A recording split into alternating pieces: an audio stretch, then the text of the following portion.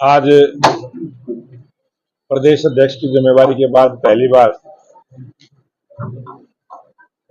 जन आशीर्वाद संपर्क अभियान के तहत आज मैं जींद में आया और हमारे जिला के अध्यक्ष तेजिंदर जी, हमारे विधायक कृष्णलाल मिल्ला जी, हमारे प्रदेश के महामंत्री कृष्ण बेदी जी, मदन जी, हमारे प्रवक्ता दोनों रामराजी शर्मा और रोहिला जी, चेयरमैन भी हमारे दोनों अमरपाल जी भी और कर्मवीर सैनी जी भी, और जो यहाँ उपस्थित है पार्टी के सभी वरिष्ठ नेता हमारे उपस्थित है। और आज जींद जिले का सभी कार्यकर्ताओं के द्वारा नागरिक अभिनंदन और जो जन आशीर्वाद संपर्क अभियान जिस गर्मजोशी के साथ जींद में हुआ है वो आप सबने देखा है और ऐतिहासिक कार्यक्रम आज का रहा। कल भी कुरुक्षेत्र से एक शंखनाद इस विधानसभा 2024 के चुनाव का हमारे लोकप्रिय मुख्यमंत्री नायब सिंह सैनी जी ने और हमारा केंद्रीय नेतृत्व, प्रदेश का नेतृत्व सभी की हाजिरी में एक बहुत बड़ी सभा रैली कुरुक्षेत्र से शुरुआत हुई है। इस प्रकार की सभी 90 विधानसभाओं में मुख्यमंत्री जी की जन आशीर्वाद रैलियों का आयोजन आगामी समय में आपको पूरे हरियाणा में देखने को मिलेगा। और उसी प्रकार से ये जो जन आशीर्वाद संपर्क अभियान, जैसे मैं आज आया हूं, मैं पूरे हरियाणा प्रदेश के प्रत्येक जिले में इसी प्रकार से जाऊंगा और हरियाणा प्रदेश के हमारे तमाम नेता अलग अलग समय पर गांव स्तर तक भी इसी प्रकार से जन आशीर्वाद संपर्क अभियान पूरे हरियाणा प्रदेश के सभी गांवों में, सभी वार्डों में भारतीय जनता पार्टी का चलेगा। और कुछ हमारे बाहर से भी नेता जो केंद्र से आएंगे उनका भी इसी प्रकार से जन आशीर्वाद संपर्क अभियान पूरे हरियाणा प्रदेश में चलेगा। और मैं ये मानता हूं कि हरियाणा प्रदेश की जनता ने जो मन बनाया कि 2024 का विधानसभा का चुनाव नायब सैनी जी के नेतृत्व में हरियाणा प्रदेश में भारतीय जनता पार्टी की डबल इंजन की सरकार, एक ऐतिहासिक चुनाव ये होने वाला है। एक तरफ कांग्रेस के वो लोग जो इस देश को, प्रदेश को लूटते रहे, 2004 से 14 तक जिस प्रकार की अराजकता का माहौल कांग्रेस पार्टी के राज में रहा, गरीब को न्याय नहीं मिला, बहुत सारे गरीब लोगों ने घर छोड़ने को मजबूर हुआ, मिर्चपुर कांड, गोहाना कांड, अनेक ऐसे कांड उनके राज में हुए, लोगों की दुकानों को, प्रतिष्ठानों को चुन चुन कर जलाने का काम कांग्रेस के लोगों ने किया। हरियाणा प्रदेश की जनता उसको भूली नहीं है और फिर दोबारा से वो इस हरियाणा को लूटने की मंशा लेके आज हरियाणा प्रदेश में घूम रहे हैं। और भारतीय जनता पार्टी का जो 10 वर्षों का शासन रहा है, जिस प्रकार से हमने अपने 10 वर्षों की उपलब्धियां जनता को एक कंप्लेंट के माध्यम से, मीडिया के माध्यम से हमने बताने का काम किया है। मैं मीडिया के माध्यम से कांग्रेस को चिताना चाहता हूं कि वो भी अपनी 10 वर्षों की कोई उपलब्धि अगर उनके पास है तो वो बताए, नहीं तो जो उपलब्धि कांग्रेस की है इस देश को लूटने वाली, वो जनता सब जानती है। और इस 2024 के चुनाव में जनता अपने आप उसका हिसाब देगी। 2014 में भी जनता ने हिसाब दिया था और 2019 में भी जनता ने हिसाब दिया था। आज भारतीय जनता पार्टी का ये जो जन आशीर्वाद संपर्क अभियान चला है, इसमें अनेक कार्यक्रम हमारे पार्टी के भी रहने वाले हैं। उसमें ये अगस्त का महीना है, इसमें 11 अगस्त से लेकर 14 अगस्त तक भारतीय जनता पार्टी का युवा मोर्चा प्रत्येक विधानसभा में एक तिरंगा यात्राओं का आयोजन पूरे हरियाणा प्रदेश में 90 विधानसभाओं में रहेगा। और 14 अगस्त को विभाजन की विभीषिका, ये कार्यक्रम भी प्रत्येक विधानसभा स्तर पर भारतीय जनता पार्टी के द्वारा होगा।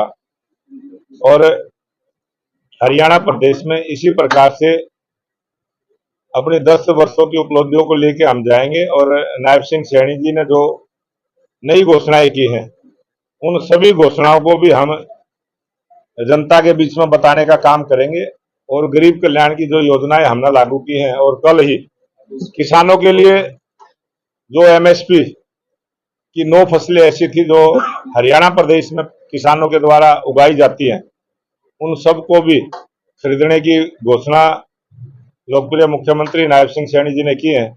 मैं पार्टी की तरफ से, भारतीय जनता पार्टी के कार्यकर्ताओं की तरफ से, हरियाणा प्रदेश की जनता की तरफ से सरकार का बहुत बहुत धन्यवाद करता हूं, और किसानों ने भी इस फैसले का जो स्वागत किया है, उन किसान संगठनों का भी मैं धन्यवाद करता हूं कि उन्होंने सच्चाई को पहचाना।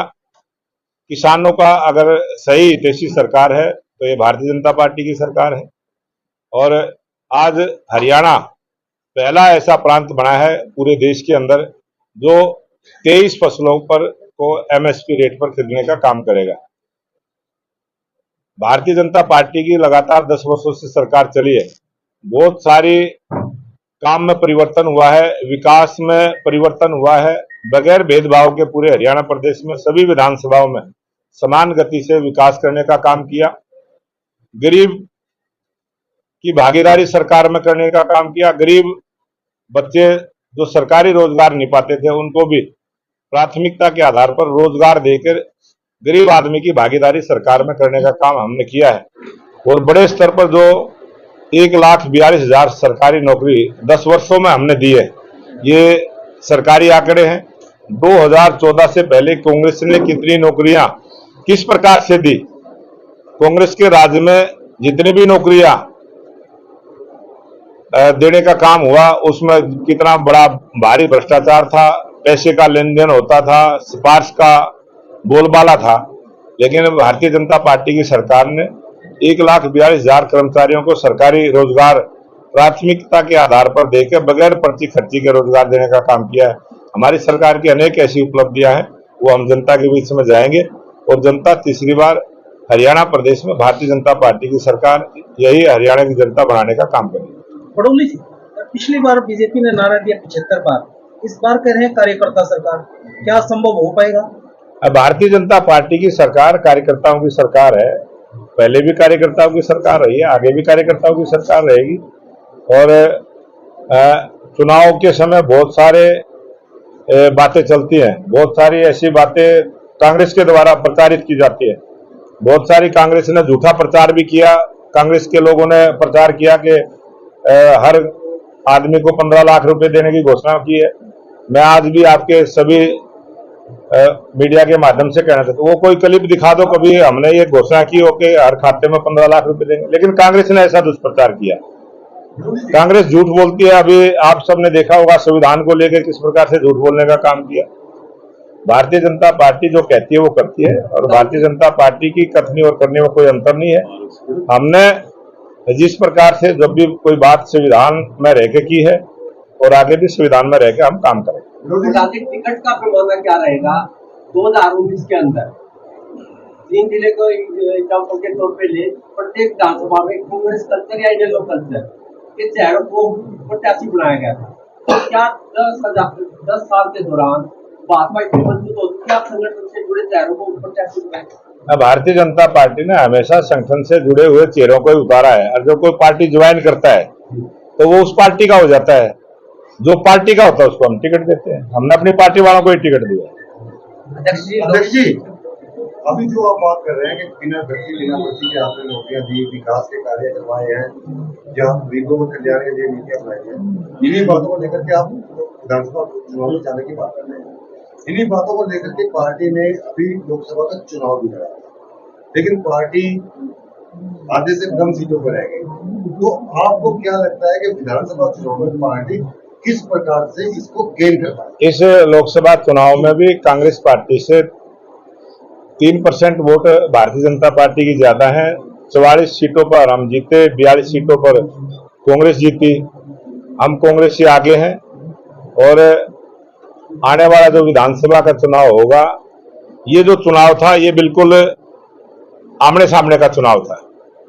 इसमें आपने देखा होगा कि जेजेपी का, बहुजन का, इनेलो का, जो अन्य आम आदमी पार्टी का, वो सारा वोट एक जगह इकट्ठा हुआ है। और आज आम आदमी पार्टी अलग लड़ेगी, जेजेपी अलग लड़ेगी, इनेलो बसपा गठबंधन अलग लड़ेगा, कांग्रेस अलग लड़ेगी, और जो भारतीय जनता पार्टी जैसे लोकसभा का चुनाव लड़ा है, इन्हीं वोटों के दम पर स्पष्ट बहुमत की सरकार भारतीय जनता पार्टी है। जो पिछले 2019 में चुनाव हुआ था उसमें पार्टी को विधानसभा चुनाव में लोकसभा चुनाव की तुलना में काफी कम वोट मिला, तो क्या आप मानते हैं कि इस बार उससे बढ़ा पाएंगे? उससे ज्यादा बढ़ के मिलेंगे। अब की बार जो नायब सिंह सैनी जिस प्रकार से काम कर रहे हैं, नायब सिंह सैनी की जो लोकप्रियता बढ़ी है, जो मुख्यमंत्री का हमारा चेहरा है, वो हरियाणा की जनता ने स्वीकार किया है। और उसका उत्साह आज के कार्यक्रम के देख सकते हैं, उसका उत्साह कल जो थानेसर में सभा हुई उससे देख सकते हैं, और उसका उत्साह आप सीएम हाउस में चंडीगढ़ जाके भी देख सकते हैं। जब भी हमारी भारतीय जनता पार्टी के जहां भी प्रोग्राम होते हैं, जिस प्रकार का उत्साह और जोश कार्यकर्ताओं में है, इसी जोश और उत्साह से भारतीय जनता पार्टी के कार्यकर्ताओं के दम से हरियाणा में सरकार बनेगी। बड़ौली जी, मनोहर लाल खट्टर जी ने जिन योजनाओं के बारे में जिस बातों को अड़िग रहे, उनको जनता तक नहीं पहुंचने दिया या घोषणा नहीं कर पाए, अब नायब सिंह सैनी मुख्यमंत्री उन्हीं योजनाओं को लागू कर रहे हैं। क्या कंट्रोवर्सी है इस विषय में? कोई कंट्रोवर्सी नहीं है। हमारे बहुत सारे काम हमारी सरकार ने सुधार के किए। विकास को किस प्रकार से पारदर्शिता के साथ समान विकास के काम हुए, नौकरियों के मामले में जो काम हुए, भर्ती के मामले में किस प्रकार से पोर्टल के माध्यम से हमारी सरकार ने ट्रांसफर पॉलिसी को बनाया। बहुत सारे ऐसे जो गरीब का हक गरीब तक पहुंचाने का काम किया, वो इस पोर्टल के माध्यम से किया। बहुत सारी जो लीकेज सरकार की चोरी करने की थी, उनको इसी पोर्टल के माध्यम से रोकने का काम किया। प्रत्येक गरीब आदमी की पहचान इसी पोर्टल के माध्यम से की। सरकारी योजनाओं का सीधा लाभ जो खाते में दिया, जब देश के लोकप्रिय प्रधानमंत्री नरेंद्र मोदी जी ने खाते खुलवाने का काम किया था, तब भी विपक्ष के लोगों ने हू हल्ला मचाने का काम किया था। लेकिन वो खाते खुले तो डायरेक्ट बेनिफिट गरीब आदमी को मिला।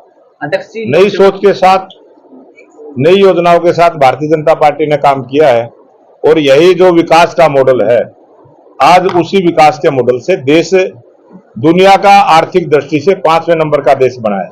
इन्हीं नीतियों की वजह से बना है, इन्हीं कारणों से बना है, और आने वाले समय में आर्थिक दृष्टि से भारत तीसरे नंबर का देश होगा। और विकसित राष्ट्र बनाने की जो कल्पना, जो सोच हमारी सरकार की है, यही योजनाएं उसमें सही साबित होगी। लोकसभा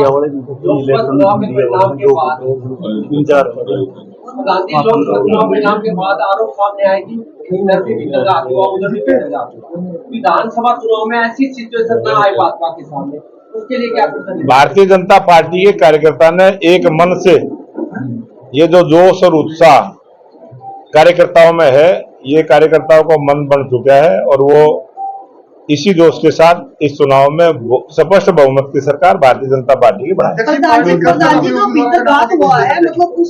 भीतरघात हमारी पार्टी में ना कभी हुआ ना होगा, और हमारी पार्टी का कार्यकर्ता देश के लिए काम करता है। आप ही का वीडियो जारी हुआ, अभी आप प्रधान बने जब हरियाणा स्टेट के, तो आपका एक वीडियो जारी हुआ, उसमें कहा गया कि भाई लोकसभा चुनाव में जिन्होंने भीतरघात किया है उनको बख्शा नहीं जाएगा। बकायदा पत्रकारों ने भी आपको सचेत करवाया कि कहीं ना कहीं मैंने ऐसे ही मीडिया के सामने बोला था जी, और मीडिया वालों ने वो क्लिप मेरे को दिखाई थी जी, मैंने उस समय ही बोला था। वो क्लिप मैंने नहीं दी मीडिया को, मीडिया ने मेरे को दी थी। मैंने तब भी ये कहा था इसकी जांच करेंगे। वो जांच में कुछ पाया ही नहीं तो बताओ। हरियाणा कौशल रोजगार निगम के तहत लगे कर्मचारियों ने आपको आज ज्ञापन भी सौंपा है, क्या उनकी मांगों पर सहानुभूति पूर्वक विचार किया जाएगा?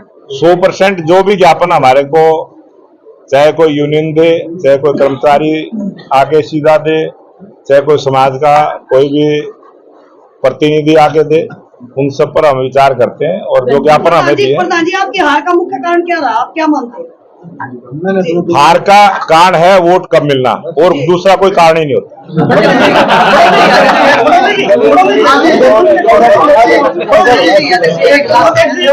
लोकसभा चुनाव में 17 विधानसभा आरक्षित थी, उनमें वोट बैंक गिरा। अब के बारे में बीजेपी की नीति क्या रहेगी विधानसभा चुनाव? हमने जो 2019 में जो लोकसभा का चुनाव हुआ था और 2024 में जो चुनाव हुआ, 13 lakh vote on record Bharatiya Janata party घटी है। हमने उसका अध्ययन किया है और वो 13 लाख वोट हम अब बढ़ाने का काम करेंगे और स्पष्ट बहुमत की सरकार बनाएंगे। संगठन भी नहीं बना पाई, वहीं बीजेपी ज्वाइनिंग करने के लिए कमेटी गठित करी है। ये क्या आज सभी पार्टियों के अच्छे अच्छे कार्यकर्ता भारतीय जनता पार्टी ज्वाइन कर रहे हैं, और ये हवा का जो रुख है ये मीडिया ने भी समझना चाहिए। आज हवा का रुख भारतीय जनता पार्टी के पक्ष में है और नायब सिंह सैनी जी को तीसरी बार हरियाणा प्रदेश में भारतीय जनता पार्टी के मुख्यमंत्री के रूप में देखा है। अपने उम्मीदवारों की घोषणा कब तक कर दोगे? पार्लियामेंट्री बोर्ड इसको तय करेगा, और लेकिन मुझे उम्मीद है कि हम समय से पहले करेंगे। कृष्ण दल ने एक पार्टी कार्यालय न बने, क्योंकि यहाँ पे जेजेपी के कार्यकर्ताओं की बैठक होती रहती है, शिक्षा का क्षेत्र है, इसके बारे में रणनीति क्या है?